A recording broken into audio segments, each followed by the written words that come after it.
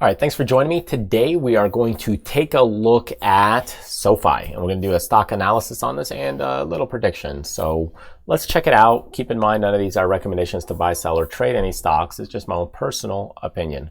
So let's kick things off, and we're going to get going here. And if I go into the chart here, and kind of start looking at it, you can see SoFi has been kind of going down a little bit recently now. So what is this company? If you don't know what this company is all about, SoFi is basically, a financial company. So you can invest, personal loans, financing, home loans, that kind of stuff. So they have a lot of different things in here when it comes to financial related stuff. So basically think of it like a bank, but with a lot of other stuff to it.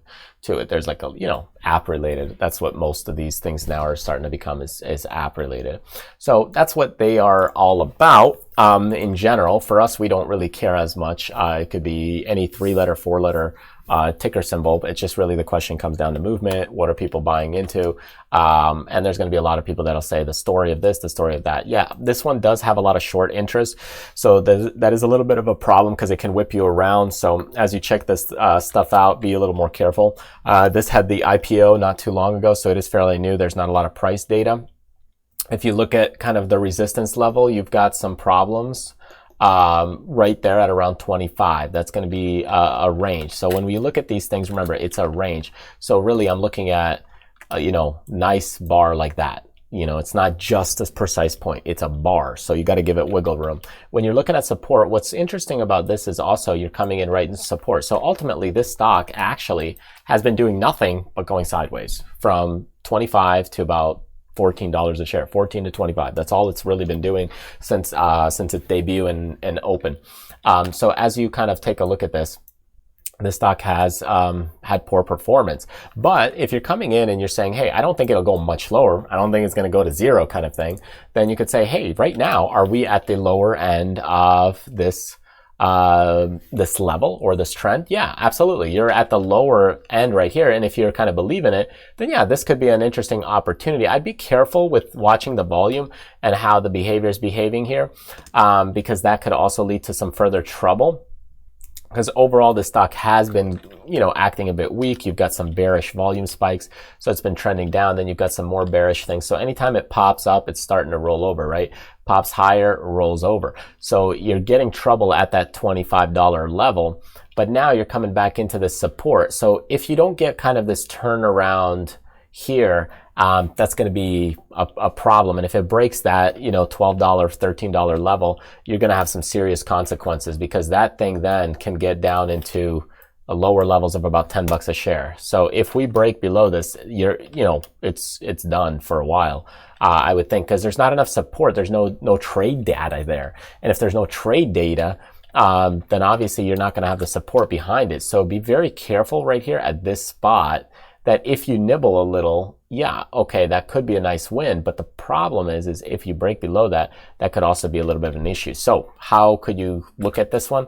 Well, let's say you start getting, a tick up like this. You could say, okay, I want 10 shares. It starts ticking up. You can get 10 more, if it starts ticking up. As it starts ticking up, what you're really looking for is just take a look back here, how it's been doing, right? What you're really looking for is kind of this turnaround like this. So it may take you about a full month to consolidate and build a position. So there's your position building time frame, okay?